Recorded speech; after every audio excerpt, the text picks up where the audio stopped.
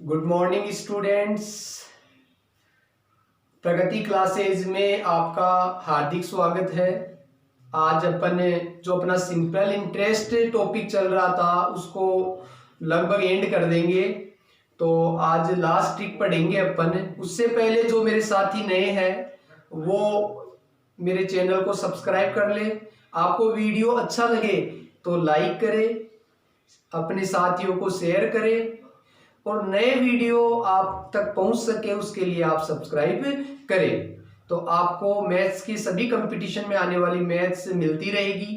तो आज स्टार्ट करते हैं स्टूडेंट नए ट्रिक के साथ में।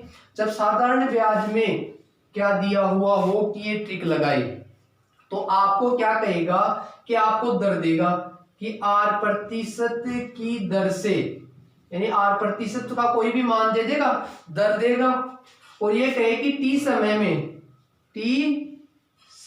में जो सब ब्याज है, साधारण ब्याज है, वो मान लो इंटरेस्ट आई लिख देता हूं, आई है।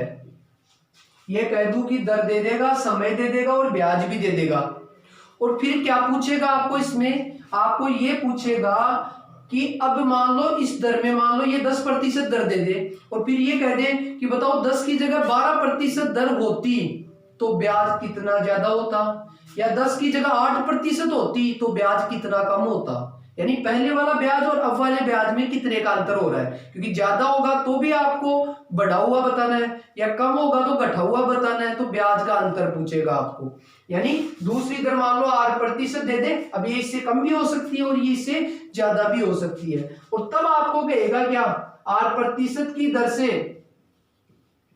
R% की दर से ब्याज कितना कम या ज्यादा, या तो कम है तो कम हो जाएगा, अधिक है तो कितना कम या अधिक होगा, ये पूछेगा आपको। दोबारा समझ लो कि आपको दर देगा, समय देगा और ब्याज देगा। फिर कहेगा कि इस दर को मैं चेंज कर दूं कि इसकी जगह इतनी दर होती तो ब्याज कितना कम या कितना ज्यादा होता, ये आपको बताना है। तो इसके लिए आपको जो ब्याज का अंतर आएगा, ब्याज का अंतर, उसका फॉर्मूला ये याद रखना है। अंतर का मतलब कम है तो कम होया हुआ आ जाएगा, ज्यादा होगा तो ज्यादा होया हुआ आ जाएगा। तो ब्याज का अंतर के लिए आपको क्या करना है, ऊपर तो दरों का अंतर करना है, दरों का अंतर, different between rate of interest, और नीचे आपको पुराने वाली दर यानी पहली दर लिखनी है, पहली यानी फर्स्ट रेट ऑफ इंटरेस्ट, पहली दर, और इधर आपका ब्याज, पहला ब्याज, क्योंकि ब्याज पहला दिया हुआ है, पहली दर का ब्याज, तो पहला ब्याज। इसमें घुमा भी सकता है क्वेश्चन को,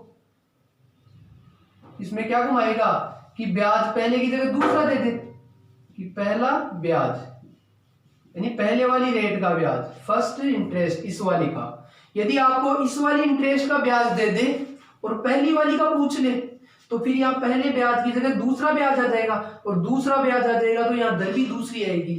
यदि ये भी कहे ना कि भाई यहाँ दूसरा ब्याज दे दे तो ऊपर तो दरों का अंतर ही आएगा, ऊपर तो दरों का अंतर आ जाएगा।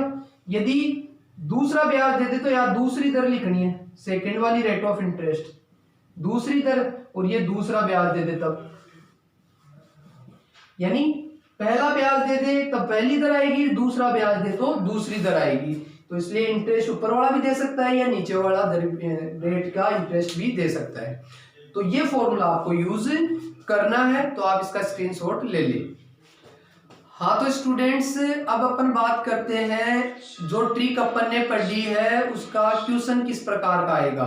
तो देखो, किसी राशि का 11% वार्षिक ब्याज की दर से, यानी ये तो दर दे दी आपको, रेट ऑफ इंटरेस्ट दे दी है, और 2 वर्ष का साधारण ब्याज, ये टाइम दे दिया आपका, 2 वर्ष का टाइम है, इसका साधारण ब्याज 550 रुपए है। इस दर से इतने समय में जो ब्याज मिलेगा सिंपल इंटरेस्ट वो 550 रुपए मिलेगा। यदि उसी राशि को 13% वार्षिक ब्याज की दर से उधार दे, अब राशि तो वही रखनी है लेकिन दर में देखो परिवर्तन कर दिया, पहले 11% से दे रहा था, अब कितना दे रहा है। यदि उसी राशि को मैं 13% से दूं तो ब्याज की दर से दूं तो कितना ब्याज अधिक मिलेगा, क्योंकि दर बढ़ा दी तो ब्याज भी बढ़ेगा, कन्फर्म है। तो 13% यदि मैं दर कर दूं, राशि वो की वो काम में ले रहा हूं, तो ब्याज कितना अधिक होगा। कितना अधिक का मतलब, मान लो पहले 100 रुपए मिल रहे थे और मान लो अब 120 रुपए मिल रहे हैं, तो कितने अधिक हुए, 20 रुपए। तो 20 रुपए क्या हुआ, दोनों ब्याजों का अंतर ही तो हुआ कि 120 में 100 घटाऊंगा तो 20 रुपए का अंतर आएगा, नहीं आएगा, तो वो बढ़ी हुई ब्याज प्राप्त हो गई अपने को। तो वही बात है, यानी कि ये ब्याज का अंतर पूछ रहा है। क्या पूछ रहा है, ब्याज का अंतर या बढ़ा हुआ ब्याज, ये भी लिख सकता हूं, या बढ़ा हुआ ब्याज। ब्याज का अंतर बोल दो, या बढ़ा है तो बढ़ा हुआ ब्याज, बढ़ा हुआ ब्याज, या कम हो जाएगी तो घटा हुआ ब्याज, बात वही है। तो ट्रिक बताई थी कि ऊपर तो ब्याजों का अंतर, ब्याजों का ब्याज की दर का अंतर, दरों का अंतर, ये लिख दो, ब्याज की दरों का अंतर, different between rate of interest. और पहला ब्याज दिया हुआ है तो पहली दर आ जाएगी नीचे, पहली दर इंटू पहला ब्याज। ब्याज भी तो पहली रेट वाला दे रखा है ना, पहली इंटरेस्ट रेट वाला, तो रख दो बेटा। दरों का अंतर तो कितना हो गया, देखो दर 13% और 11% में अंतर, 13 माइनस 11, 2% का अंतर हो जाएगा। पहली दर है वो 11% है और पहला ब्याज है वो 550 रुपए है। तो आपके पास कितना आ गया स्टूडेंट, ये 2% बटे हुए ये 11 से काट देता हूं या तो 50, तो ये 2 इंटू 50 ही हो गया। तो इसका आंसर कितना आ गया, 100 रुपए। यानी ब्याज कितना अधिक होगा अब, यानी 11% की जगह जब 13% ब्याज दर से आप किसी को उधार देंगे तो आपको 100 रुपए ज्यादा मिलेंगे। यानी पहले 550 मिल रहे थे तो अब कितने मिलेंगे, 650। बिल्कुल सही है। और इसी को मैं मेथड से करूं, ये तो मेरी ट्रिक हो गई। मेथड से करूं तो कैसे करूंगा कि भाई राशि नहीं दे रखी है, देखो दर दे रखी है आपको, रेट ऑफ इंटरेस्ट 11% और समय दे रखा है टाइम 2 वर्ष, और ब्याज सिंपल इंटरेस्ट यानी ब्याज भी दे रखा है 550 रुपए।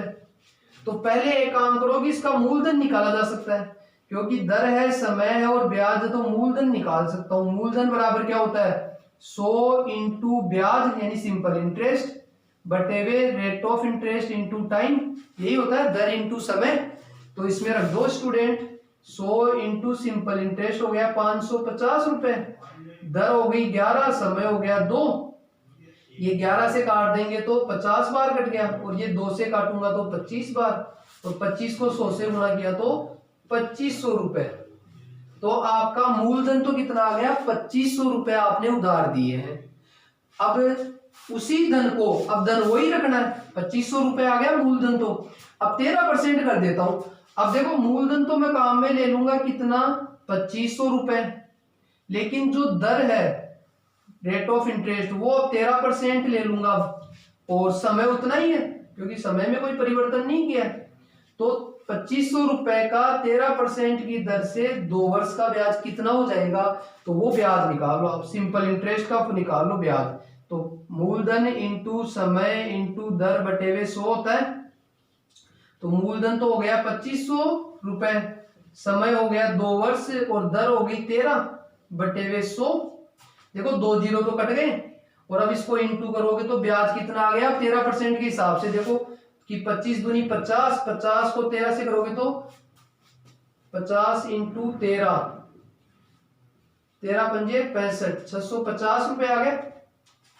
और देख लो अब पहले ब्याज था 550, अब ब्याज आ गया 650, तो कितना बढ़ा, तो बढ़ा हुआ ब्याज कितना आ गया कि 650 में से पहले वाला ब्याज घटा दूंगा तो 100 रुपए बढ़ा कि नहीं बढ़ा।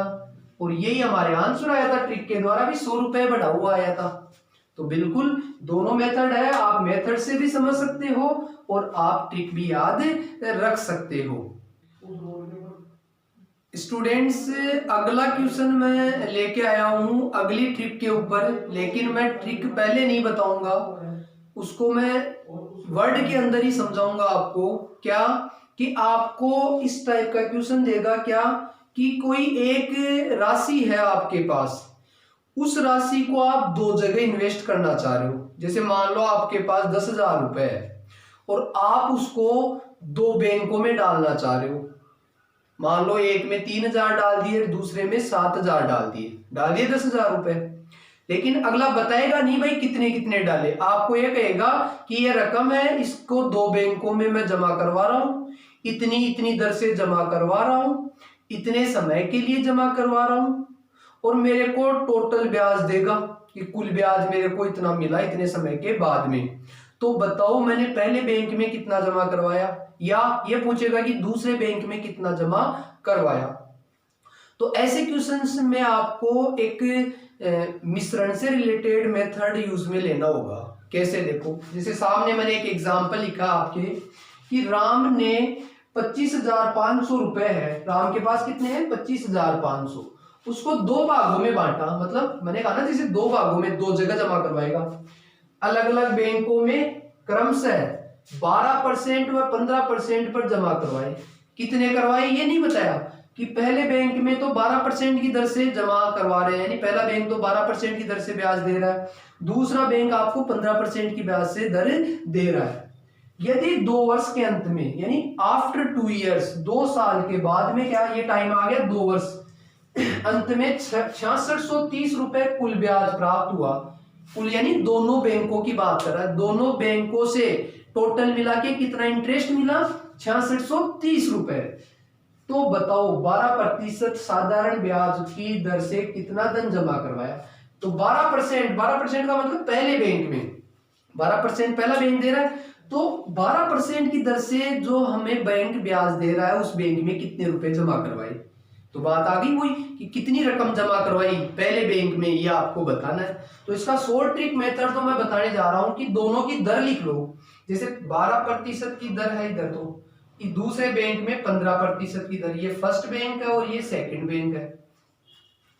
और अब क्या करेंगे अपन, एक दर निकालेंगे कि टोटल, यदि मैं मान लो टोटल इस अमाउंट को, टोटल राशि को एक ही बैंक में जमा कराता तो दर क्या प्राप्त होती। देखो कुल राशि कितनी है उसको प्रिंसिपल मान लेता हूं मैं कि भाई 25,500 रुपए मूलधन को मैं समय 2 वर्ष के लिए जमा करवाता तो दर क्या प्राप्त होती, दर पूछ ले। और ब्याज टोटल मिल गया आपको, सिंपल इंटरेस्ट कितना मिल गया टोटल 6630 रुपए।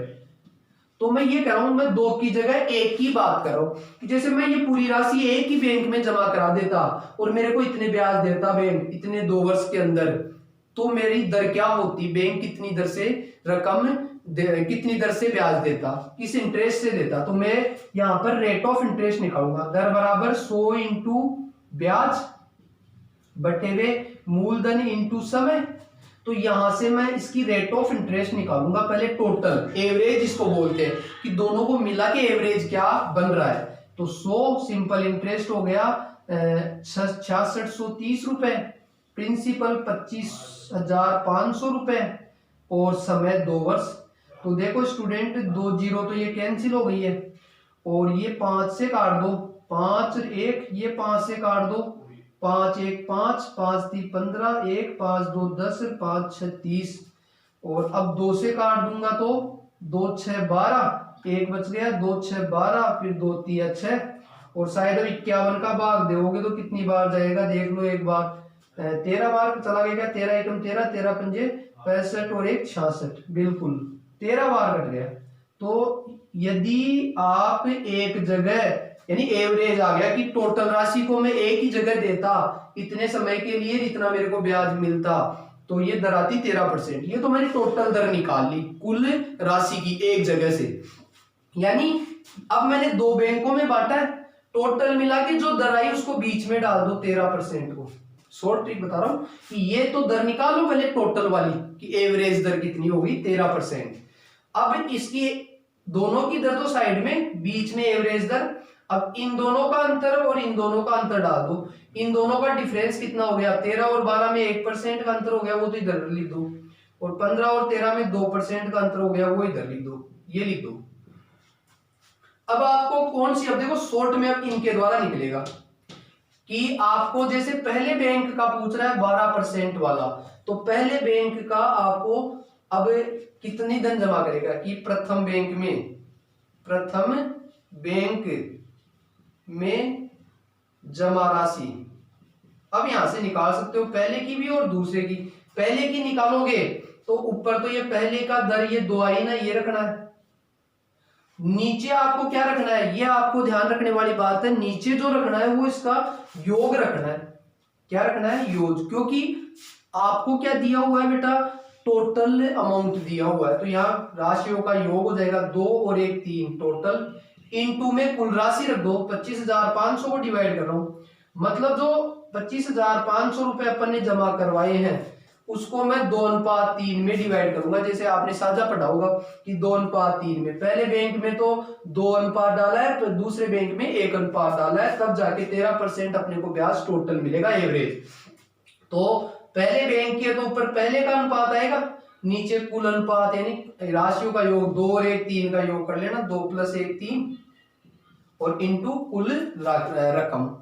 तो ये हो जाएगा 3 से काट दो, 3 से काटोगे तो कितना कट गया भाई, 3 8 × 24 1 3 5 15 8,500, इसको 2 से गुना करोगे तो 0 0 5 दूनी 10 8 दूनी 16 और 1 17, यानी पहले बैंक में तो 17,000 रुपए डालेंगे अपन। पहले बैंक में कितनी राशि डालेंगे, 17,000। और दूसरे बैंक की पूछे, सेकंड बैंक की पूछ लेता, सेकंड बैंक की बात करता, तो ऊपर तो सेकंड का अनुपात आ जाता, नीचे वही टोटल इंटू 25,500, या टोटल में से 25,500 में से 17,000 घटा दूंगा तो वैसे प्राप्त हो जाएगा। या डायरेक्ट निकालना होता तो ये 3 से कटते कितना आ गया, 8,500 आ जाता, 8,500 रुपए आ जाता सेकंड बैंक में। और टोटल मिला के देख लो आपका 17,000 और 8,500 25,500 हो गया, नहीं हो गया। तो ये तो हो गया मेरा शॉर्ट ट्रिक। हालांकि आप सोच रहे होंगे तो भी इतना बड़ा है, इसमें टाइम ज्यादा नहीं लगता है, यदि करते तो डायरेक्ट इससे रेट ऑफ इंटरेस्ट निकाल लो और ये डालकर इसका डिफरेंट निकाल लो, और डिफरेंस निकालते पहला पूछे तो पहला अनुपात बटे हुए टोटल अनुपात इंटू कुल रकम, दूसरा पूछे तो दूसरे का अनुपात इंटू कुल अनुपात इंटू टोटल रकम। इसमें फटाफट डायरेक्ट करते तो कोई टाइम लगने वाला नहीं है। और इसी को मैं मेथड से करता हूं स्टूडेंट्स, इसी को मैं मेथड से करूंगा। तो कैसे करूंगा, देखो मेथड से और बताता हूं आपको। तो मेथड से ऐसे करना है कि 2 बैंक है, फर्स्ट बैंक और सेकंड बैंक। तो फर्स्ट बैंक का तो क्या करना है, मैं मान लेता हूं कि पहले बैंक में मूलधन डाला x रुपए, पहले बैंक में x रुपए जमा करवा दिए, तो दूसरे बैंक में कितने होंगे बताओ, दूसरे का मूलधन कितना हो जाएगा ये बताओ। तो दूसरे का आपको पता है कि टोटल में से 25,500 में से ये जो जमा करवा दिए, जैसे मान लो मैंने कहा कि 10,000 है, एक में 3,000 जमा कराए तो दूसरे में 7,000, तो 10,000 में 3,000 माइनस करते हैं। तो वैसे पहले बैंक में x रुपए जमा करवा दिए तो दूसरे में टोटल में से पहले बैंक में जमा करवाई हुई राशि माइनस कर देंगे, तो दूसरे बैंक में जमा करवाई हुई राशि प्राप्त हो जाएगी। पहले बैंक की रेट ऑफ इंटरेस्ट है 12% और दूसरे की रेट ऑफ इंटरेस्ट है 15%। टाइम दोनों का वही है, 2 वर्ष ये इसमें है, 2 वर्ष ही इसमें है। अब आपको क्या करना है कि इसका ब्याज निकाल लो और इसका ब्याज निकाल लो और दोनों को टोटल कर देंगे तो टोटल ब्याज 6630 रुपए आ रहा है। तो इसका ब्याज सिंपल इंटरेस्ट क्या आ गया बेटा, इसका ब्याज तो आ गया वही मूलधन इंटू समय इंटू दर बटे हुए 100, ये तो इसका ब्याज। इसका ब्याज भी सिंपल इंटरेस्ट निकालोगे तो वही मूलधन हो गया 25,500 माइनस x, ये तो मूलधन इंटू समय 2 इंटू दर 15 बटे हुए 100, ये आ गया। और चाहो तो ये 2 से काट सकता हूं 50, ये भी 2 से काट सकता हूं 50, और उसके बाद में पहले ये जो इंटरेस्ट है, दूसरा इंटरेस्ट है सिंपल इंटरेस्ट पहले बैंक का प्लस सिंपल इंटरेस्ट दूसरे बैंक का, दोनों को जोड़ देंगे तो कुल ब्याज आ रहा है 6630 रुपए। तो यहां से अब सिंपल इंटरेस्ट लिख दो, पहले का कितना आ गया 12x बटे हुए 50 है क्या, 12 को x से गुणा किया। दूसरे का कितना आ गया बेटा कि 25,500 माइनस x इंटू 15 बच गया बटे हुए 50 बराबर 6630। और अब देखो स्टूडेंट्स, मैं या तो एलसीएम लेके इसको x का मान निकालेंगे, दोनों को जोड़ेंगे तो 50 एलसीएम आ रहा है सभी के, 50 एलसीएम आ गया तो यहाँ तो 12x बच गया। ये 50 में 50 का भाग दूंगा तो एक तो ये ऊपर वाला बच जाएगा, ये ब्रैकेट हटाएंगे तो ये अंदर गुना हो जाएगा 25,500 माइनस x इंटू 15 ऐसे से आ जाएगा बराबर में 6630। और अब मैं इसको क्रॉस मल्टीप्लाई करके वज्र गुणा करके अक्स का मान निकालूंगा। इसको मैं मिटा रहा हूं, आपकी शॉर्ट ट्रिक हो गई है। तो ये पूरा मेथड वाइज हो गया। देखो कि 12 अक्स प्लस ये 15 इससे गुणा होगा तो कितना हो गया 25,500 गुणा हो जाएगा 15 से। इधर अक्स भी 15 से गुणा होगा तो 15 अक्स हो जाएगा। ये बराबर में ये 6630 है वो गुणा हो जाएगा 50 से। ये वज्र गुणा हो गया बेटा। अब सोल्व कर लो इसको। तो ये तो 12 अक्स में से तो 15 अक्स घट जाएंगे तो कितना बच जाएगा माइनस का 3 अक्स बच जाएगा, क्योंकि ज्यादा माइनस के हैं यहाँ पर। और प्लस ये गुणा कर दो 0 0 15 गुण 75 5 15 गुण 75 7 बच गए। 15 गुण 75 और 7 कितने हो गए 82 8 15 दूनी 30 और 8 38 ये आ गया। और बराबर में ये भी इंटू कर दो बेटा। और ये 0 0 आ जाएगा 5 थी 15 5 6 30 और 1 31 5 6 30 और 3 33 आ गया। अब ये माइनस का 3 अक्स बराबर इसको उधर ट्रांसफर कर देंगे तो 33 15 0 0 में माइनस हो जाएगा 38 25 0 0। तो माइनस का 3 अक्स बराबर आ गया। इसको घटा दो, बड़ी ये है तो इसमें से इसको घटाएंगे माइनस का आएगा। 0 में 0 घटाया तो 0 0 में 0 घटाया तो 0 5 में 5 घटाया तो 0 2 में 1 घटाया तो 1 8 में 3 घटाया तो 5 और 3 में 3 घटाया तो 0। और अब माइनस माइनस प्लस हो जाएगा। 3 से भाग देते हैं अक्स का मान आ जाएगा 51 0 0 0 बटे हुए 3। तो 3 एकम 3 7 21 0 0 0। तो अक्स का मान 17,000। और अक्स क्या माना था पहले बैंक में जमा करवाई राशि, और आपको भी पहले बैंक की राशि निकालनी थी तो वही आया नहीं है बेटा।